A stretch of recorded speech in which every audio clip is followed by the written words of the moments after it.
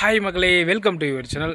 Big Boss season 9லேருந்து promo release ஆயிருக்கு. இந்த ப்ரொமோவை பார்க்கும்போது வாடா மச்சான் இப்போ தான்டா ஃபார்முக்கு வந்துட்டுருக்கா அப்படின்ற மாதிரி தோணுச்சு. யார் ஃபார்முக்கு வந்துட்டுருக்கா அப்படின்னு பார்த்தீங்கன்னா, நம்ம மக்கள் செல்வன் விஜய் சேதுபதி ஃபயராக வந்து பார்த்திங்கன்னா பேசியிருக்காரு.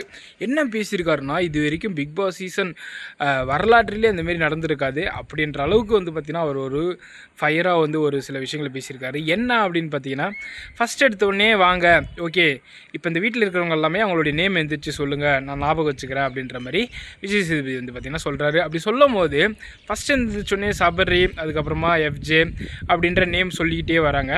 அதுக்கப்புறம் அந்த இடத்துல கடைசி அந்த பார்த்திங்கன்னா ஆதிரை வந்து உட்காந்துக்கிட்டே சொல்கிறாங்க. என்ன 4 பேர் எந்திரிச்சு நேமை சொல்கிறாங்க, ஆனால் நீங்கள் மட்டும் ஏன் உட்காந்துக்கிட்டே சொல்கிறீங்க அப்படின்ற மாதிரி அந்த இடத்துல என்ன திமிரு காட்டுறீங்களா அப்படின்ற மாதிரி விஜய் சேதுபதி ஓப்பனாக வந்து உடச்சிருக்காரு. அது பார்க்கும்போது இப்போ தான் அந்த மனுஷன் ஃபார்முக்கு நல்லா பேச ஆரம்பிச்சிருக்காரு அப்படின்ற மாதிரி இருந்துச்சு. ஏன்னா அந்த பிக் பாஸ் அரங்கத்தையே வந்து அவர் அப்படி சொன்ன ஒரு வார்த்தைக்கு மக்கள் எல்லாருமே கைத்தட்ட ஆரம்பிச்சிட்டாங்க.